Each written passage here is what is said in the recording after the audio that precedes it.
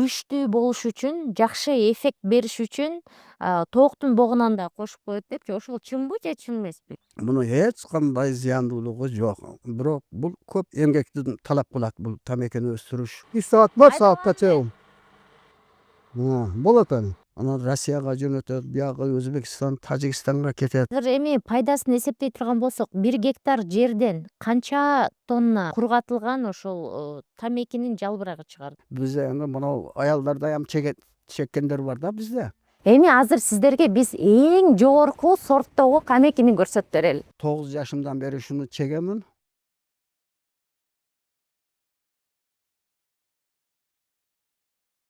Достор, саламатсыздарбы? Сиздер менен Бактыгүл агроном жана биз бүгүн такыр башкача выпусту тартып жатабыз. Бүгүн биз Баткен областына келдик жана Баткен областынын Чек айылындабыз. Чек айылында бул жакта бардык эле үйлөрдө, бардык эле дыйкандар негизи тамеки өстүрөт экен. Сиздерге дагы алдыда кененирээк маалымат беребиз. Азыр эми бул жактан тамеки кантип кургатылган ошону көрсөтүп берели. Кеттик.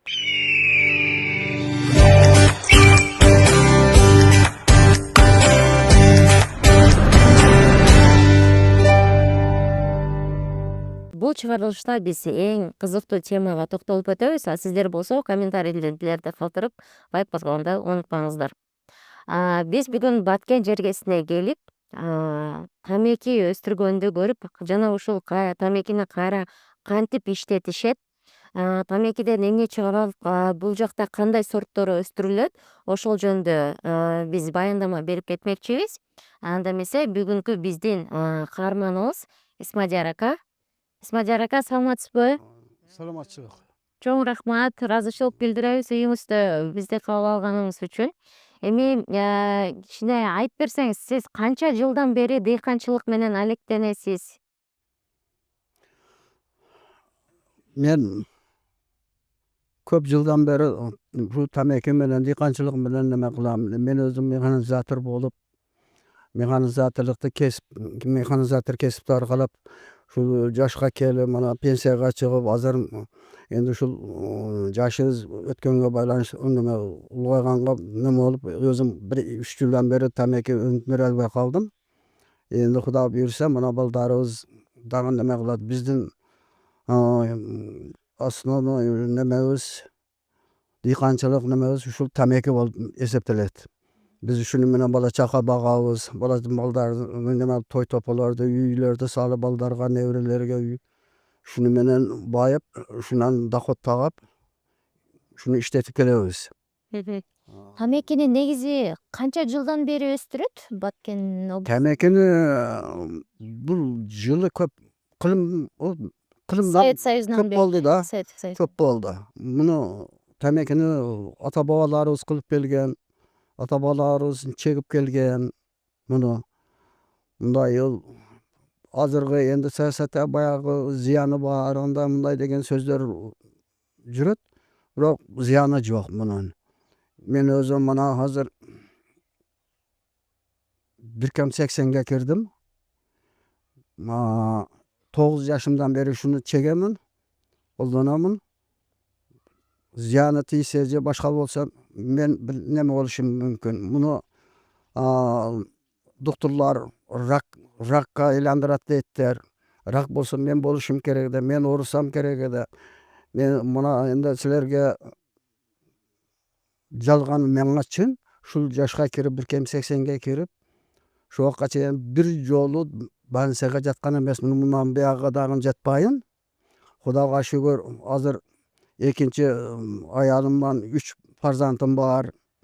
Булар азыр чоңу кыз 6-класста окуйт, кичинеси 3-класста окуйт, эң үчүнчүсү 2-класста окуйт.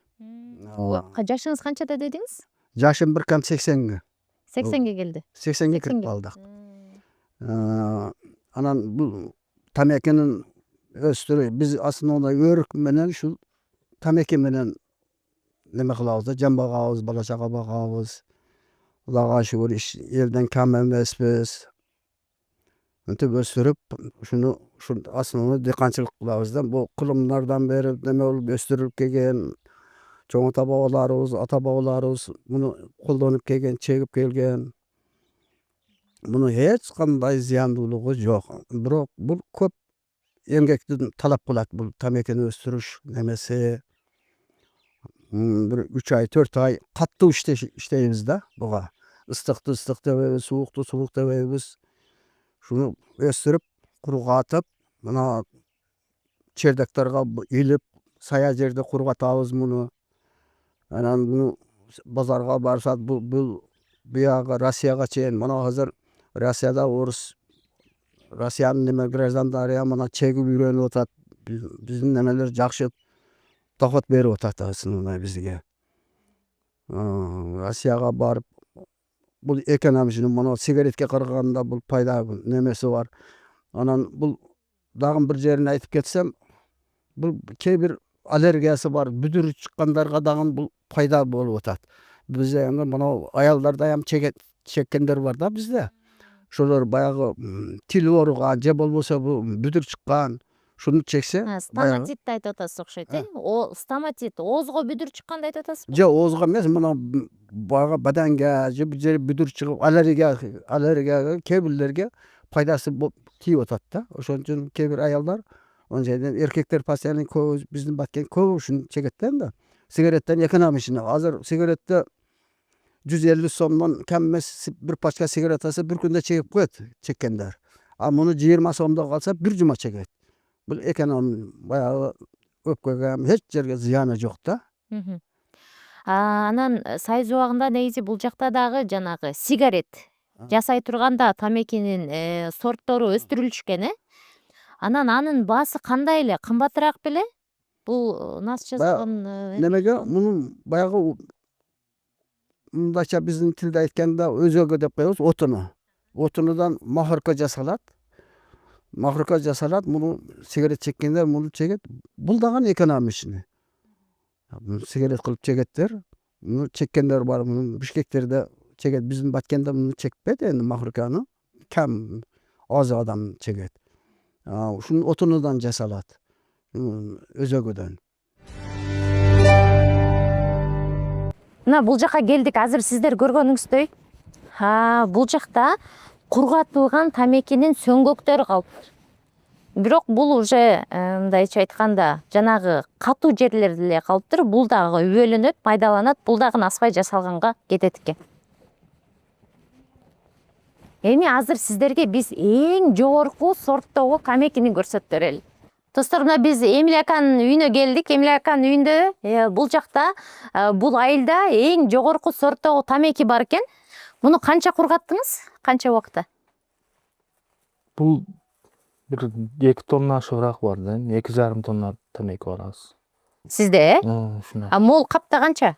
Бул 60 килограмм чыгат. 60 килограмм чыгат, Негизи ушундай мындай жогорку сапатка алып келүү үчүн эмне кылыш керек? Мээнети көп, мээнети чабабыз, тегебиз дегендей. Жок, канча кургаттыңыз? Мисалы, жана илип койгондон кийин кургайт да бул өздөрү, Жиптерине эметип улап коесуздар. Андан кийин могу ушул кургаганча канча? 1 ай күтүш керекпи же 2 ай күтүш керек? 15 күн. 15 күн күтөсүз. 15 күн өткөндөн кийин анан капка салганда эле өздөрү ушинтип майдаланып калабы? Жок, өзүбүз майдалайбыз да. Өзүңүз майдалайсыз. Андан кийин бул жанагы талканын абалына келтириш үчүн Тегирменге барат. тегирменге барат, Тегирменден ал жактан тарттырып келип, анан сиз ушундай боюнча сатасызбы же өзүңүз да насыбай өндүрөсүзбү? Жок, ушул бойдон сатабыз. Сатасыз, Мисалы, монун килосы канча? Азыр 500 болуп атат да. 500 сом болуп атат, Сиз демек өстүрүп эле, кургатып, ушундай кылып майдалап эле анан кийин берет экенсиз, Жакшы. Канча жылдан бери өстүрөсүз? Көп жыл болду, 5-6 жылдан бери эле тамеки менен да. Жакшы. Биз дагы мындай билбегендерге маалымат бере кетели. Баткенде өстүрүлгөн азыркы тамекинин түрүнөн насыбай жасалат, Ал эми сигарет жазып алган сорт буга чейин өстүрүлчү, бирок азыр өстүрүлбөйт, Азыр өстүрүлбөй койду. Муну бул мындайча айтканда где-то бир 80-82 жылга чейин өстүрүп келгенбиз. Баягы сигарет жасай турган тамекини. Анын зыян эде. Баягы балдарга, бала чагаларга мунун бою өсүп, адамдык бою менен барабар болуп өсөт эде. Мунун арасыга кирип, иштеп, аялдарга ham зыян эде. Балдар иштеп неме кылса мунун зыяны бар эде. Жакшы муну жоюп жиберди. Муну азыр энди мына ноокат немеде эгеттер. Баягы сигарет неменен. Бул где-то 82-жылдары жоюлуп кетти да. Анан кийин биз өзүбүз мына ошондо дагы бул мас кыла турган тамекини эгип жүргөн адамдар. Онун ого караганда мындан жакшы пайда жакшы түшөт да. Азыр эми пайдасын эсептей турган болсок, 1 гектар жерден канча тонна кургатылган ошол тамекинин жалбырагы чыгар? Бул Тамеки. энди 1 гектар жерден орто эсеп менен 2 тонна, 2,5 тонна тамеки алат да. Мунун жалбырагын эсептейбиз биз. Баягы отунун эсептебегенде. Жалбырагын өзүдөн жакшы иштесе 2 тонна, 2,5 тоннага чейин түшүм алабыз. Мисалы, биз көп 1 гектар кылгандар энди баягы кол күчү көбүрөөк болсо кылаттар, болсо мындай чак башылуу семьялар 20 соток, 30 соток кылат, ушундан 1 тонна ала берет. 1 тонна. Жакшы карап, Анан алар кургатышат. Кургатып муну ороттан анан там башка чердакка илет, сая жерге кургатабыз. Кургагандан кийин баягы жалбырагын кыркып, отдельно кылабыз, отуну отдельно болуп калат. Ошону анан баягы отунну немесин анан махоркага даярдап, Бишкекке, Россияга жөнөтөбүз. Анан кургатылгандан кийин кайра аны мындай майдалап, анан тапшырат, атайын ныспай жасалган жерлерге. Муну бул биздин бул тамекинин базары только биздин Кыргызстан боюнча mana shu биздин Баткенде базар болот. Бир күн суббота күнү базар болот. Бул базарда оптум баягы алып заготовка кыла турган немелер бар. Булар алат да, баягы кыдууга салып, талкан кылат. Талкан кылып, каптарга неме кылып, ичинен каптын ичиге пленка каптан каттап туруп, анан Россияга жөнөтөт, биягы Өзбекстан, Тажикстанга кетет. Ошондой, ошентип жан багаттар да булар базардан ушундай пайда көрөттөр. 1 килограммы азыр 530 сомго чейин чыкты, жакшысы. 150 сомдон башталат да бул. 1 килограммы баягы только жалбырагы, баягы отунну эсептебейбиз. Баягы махорка кылганда махорка кылып туруп, баягы кыдууда махорка кылып чыгараттар. Баягыны ham 50 сомдон 80 сомго чейин махоркасын өткөрөттөр шаарларга.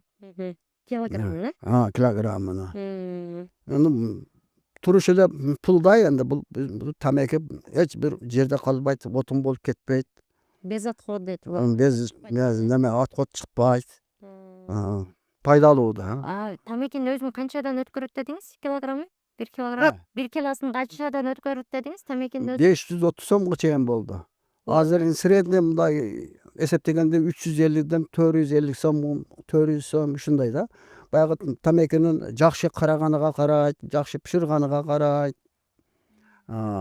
Баягы жалбырагы калың болуп неме болсо жакшы 500 сомго чейин кетет.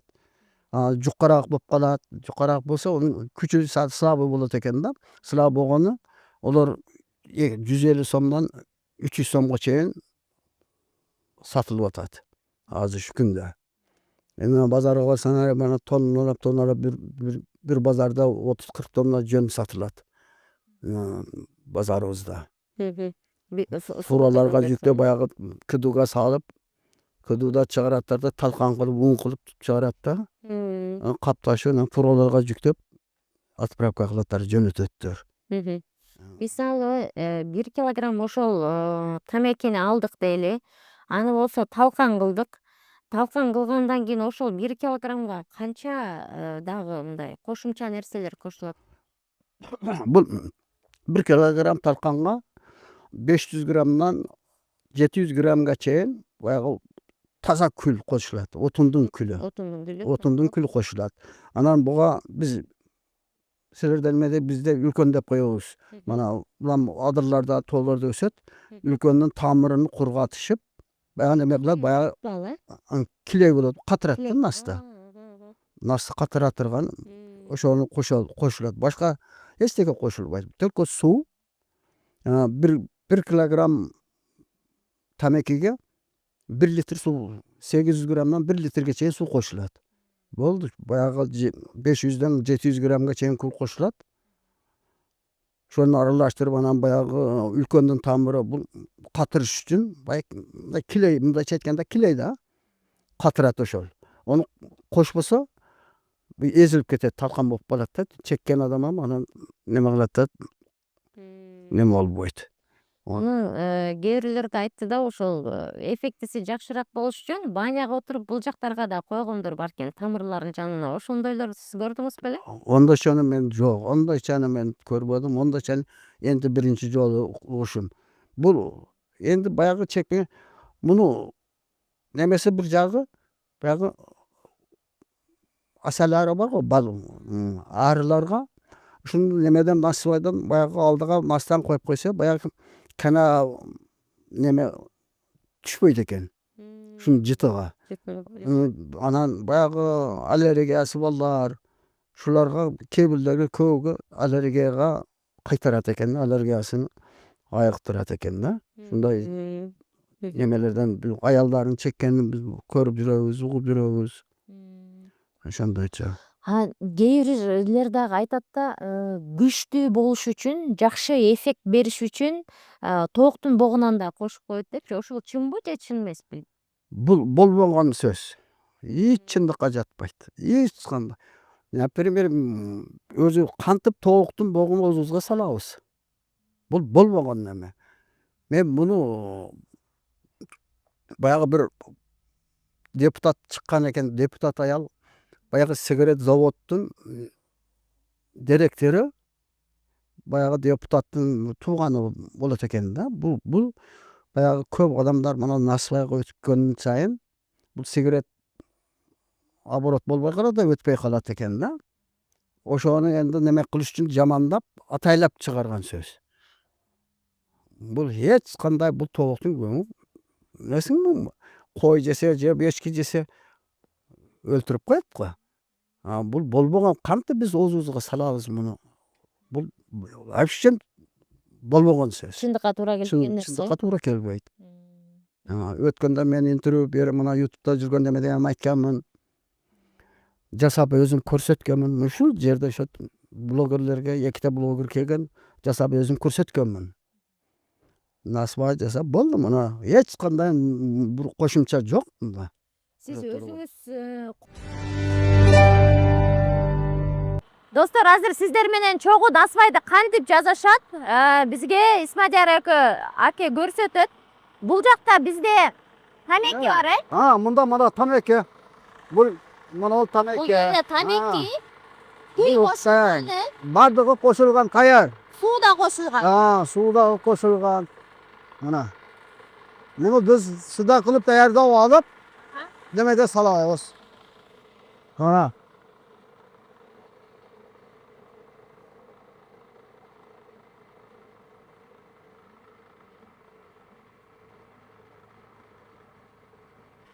Мына. Onu çıkartıp aparat mına zavod ebez. Бул анан кантип тоголоктонот? Бул өзү ушундай эле калат, бул тоголоктобойт. Тоголокторуп ондай неме жок. Ушундай эле калат. Муну кийин эргекке, муну эргекке. Кийин буну катат бул. 1-2 saat турат да бул. Каткандан кийин ана муну эргекке салып, эргеп өзү анан майдарам тогурак болуп, чебишке даяр болот. Азыр бир аз элеп көрбөйлүкпү? Бул азыр езилип кетет, азыр свежий бул. Ана, мана. Бул неме болгондон кийин майдасы түшүп кетет астыга. Özü dayar boldu. Mana bul katı azır свежий onçalık toğalap bolboyt da. Bul 1-2 saat turuş gerek. 1 saat var Ayda saatga var çeyin. Bolat ani. Мына ушундай дайыган Bul buna nem olgandan keyin bul özü bu tüdayt turat, ağzına baksa yezi kalkam op kalar. Kapat da özü bul. Katıp kurugandan keyin, san kurugandan katıp ana neme olur.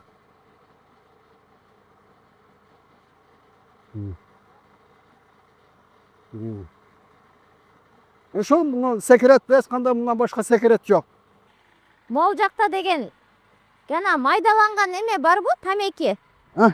Мок бул неменин гүлү Ha, bu otunun külü. Бул отундун Ha, bunu elger, bayağı elgekte elgep. Çiste takar neme külü çıkart neme olur da un bol boğundan 1 keyin килограмм тамекиге 500 грамм 500 gram tameki küçük olsa 5 neme 700 gram koşam. Tameki sılavırak olsa 500 500 gram gram koşuyorsun. koşam. анан дагы башка эмне кошосуз? Başka hiç de koşulmaz. Bayağı koşulmaz ülkenin su, anan bayağı katırış için ülkenin tamiri şireç tep koyuyoruz biz. Şunu koşam. Başka hiç de koşulmaz.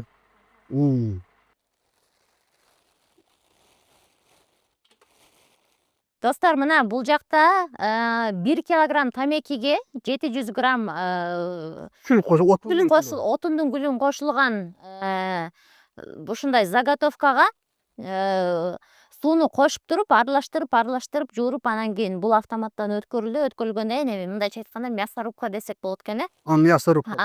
бул жактан өткөндөн кийин анан 2 саат турат экен. 2 саат тургандан кийин мынтип элеп алат экен. Элеп алганда нака мына ушундай даяр насмай даяр болду. Эми бул жактан өзүңүздөр көрсөңүздөр болот. Бул уже татыкка дайын болгон насвай. 1 kilogramıga 800 1 litrге чейин su koşulat. Su. 1 килограммга канча? 1 kilogram tamekiga 1 litrге чейин su koşulat. 800 gramdan başlap. Исмадияр ака айткандай, насвайга эч кандай тооктун кыгы, богу кошулбайт экен. Мына сиздер көргөндөй тамеки жана отундун гүлү, анан суу кошулат экен, ошону аралаштырып, анан даяр насвай чыгат экен. Сиз өзүңүз колдонгон насвайды өзүңүздүн өндүрүштөн эле аласызбы же базардан да сатып алган учурлар? Азыр 2 жылдан beri özüm 2 жыл 3 жыл болуп калды. Satıp alıp atam. Koşunlardan alan. Талкан сатып аласыз. Tamam, barıp anam talkan kılıp. Тамекини jasa сатып анан аласыз. endi hazır pensiyalarımız başka işleyin desek Жок, ошо küçük. сиз эмени тамекини сатып аласыз да. Ha. Анан талкан кыласыз, мындай. Ha. Анан талкан кылгандан кийин ошол өзүңүз иштеп чыгарган насвайды өзүңүз колдоносузбу? Özüm kollanam, özüm jasayım. Башка бирөөлөрдүн жасаган насвайларды аласызбы? Albayım. Albayım. Аны колдонбойсуз, Koldanmayım. Ana bir күндөлүк продуктага чыгарам, неме кылам, пенсияма кошумча болот. Bizde endi Kırgız'da mına toy topolor көп болуп атпайбы? Bu kança milyondogон акчабызды toylorgo жумшап берип атабыз. Şularga endi toy topogo, pensiya ошолорго кетсе, мына насыбай сатып кичине мына күндөлүк продуктага сатып турам да мен. Мисалы бул жакта насвайдан да башка кайсы өсүмдүктөр өстүрүлөт? Bizde насыбайдан Сиздерде башка ушул мына bizde основной өрүк. Өрүктөн. Өрүк кургатабыз, өрүк үлүшүм полну 1 гектар үлүшүм бак өрүк. Бул өрүктөн мен жакшы болсо 2 тонна, 3 тоннага чейин өрүк алабыз. Өрүктү как кылып кургатабыз да, базарларга барып, бул оптун базар ушу бизди Баткенде булам. Баткенде сатылат. Баткенде мына кайсы базар болсо 2-3 базар бар, 4 базар бар. Биягы Халмион дейт, биягы Торговый дейт, биягы биз Баткенден мына Карабак айылда бар базарыбыз. 4 базарда шунда барып сатабыз. Биягы өрүктү алдыны өрүктү 500 сом, 400 сомдон сатабыз. Как кылып. Биздин немебиз ушул да кирешебиз. Эң негизги кирешелердин бири ошол э. Киришебиз. Бирок кээ учурларда мындай болуп калат да, үшүк жүргөндөн улам гүлү байлабай калат. Бул Анда туура. түшүм жок калат э. Мында түшүм жок болуп калат. Анан аз болуп калса, өргөм кымбатта 1000 сомго чейин чыгып кетет базарларда. Анан жок болуп калат, куруп калабыз да. Эми жегенге чыгат, үшүк алганда дагы эле жама болот. Биз ушул баар болгондо Кудайдан тилейбиз, үшүк жүрбөсүн, жамгыр болбосун. Көп жамгыр жааса ham баягы гүл чирип кетет. Өрүктөн ошондо 1 гектардан канча түшүм жыйнайсыздар? Мен түшүмдү айттым го, 2 тонна, 3 тонна Өрүктөн. өрүктөн ушундай алабыз. 2 тонна, 3 тонна э. Жакшы болсо Анын 1 килосы канча? 1 килограммы бул 20 сомдон башталат. Жакшы баягы компоттук болуп калат, үлгүрбөй калабыз да терип. Пишип кетет тез эле. Пишип кеткенде үлгүрбөй калсак, ошондо компот болуп калат да. Баягы 20 сом бардыгы. 20 сом жакшы кургатып сорттоого барабыз. Сорттоп жакшысын 400-500дөн сатабыз, 300дөн сатабыз. Мен өзүм агроном катары дыйкандарга дагы ар бир чыгашасын, кирешесин эсептегенге дагы үйрөтөбүз. Анан бул жактан да мен айткым келип жатат биздин көрүүчүлөргө. Бул жакта эми эң негизги продуктылардан, айыл чарба продуктыларынын бири катары бул өрүк болуп атат. Өзүңүздөр уккандай 1 килограмм баасы 20 сомдон башталат. Эң кымбат баасы канчага жетет? 500 сомго чейин болуп атат. 1 Ушу быйылкы жылдарда. кургатылган э? Кургатылган кагы. Кургатылган кагы. Бирок 1 гектардан канча кургатылган как чыгат? Канча килограмм? Айттым го, 2 тонна, 2 тонна, 3 тонна чыгат. 2 тонна чыгат. Эгер эми ошол жактан дагы мөмөсү байлап, гүл ачып, эч кандай жоготуу болбостон 2 тонна алганда өрүктөн, мынакей эсептейлик. 2 тонна бул 2000 килограмм, 500төн көбөйткөндө бул 1 миллион да. Ошон болуп калат. Мындай ошондой энди бизге тонна эми бул сапатыга карайт да. Сапатыга жараша. Сапаты эң жакшы болсо, жакшы. Эгер тамекини эми орточо эсеп менен 2500 килограмм дейли, 2,5 тонна деп атпайсызбы? Аны 500 сомдон сатканыбызда орто эсеп менен 1 миллион 250 миң сом Ошондой болот. болот экен да. Анан бирок тамеки эч кандай үшүккө карабайт. Жок, үшүккө карабайт бул. Үшүккө карабайт. Сиздердин эмгегиңиздерге жараша, бирок көбүрөөк селитра бериш керек, ото чөптөрүн жыйнаш. Удобрение бериш керек да көбүрөөк. Удобрение бериш керек э. Анан ошол жакта негизи бул баткен жергесине эгер ошончолук тамеки зыянсызбай чыгарбаш керек, өстүрбөш керек десе, бул жака дагы альтернативалык башка өсүмдүктөрдү сунуштаганга туура келет. Ушундай жерде, ушундай шарттарда, таштак жерде, суу жетишсиз, ысык келген жерде башка кайсы өсүмдүктөрдү өстүрсө болот? Бул дагы суроо. Кийин дагы фермерлерге жаңы культураларды, жаңы өсүмдүктөрдү өстүргөндү биз дагы үйрөтүшүбүз керек. Сизге чоң рахмат. Бизге макул болуп маалымат берип атканыңыз үчүн. Келгениңерге рахмат.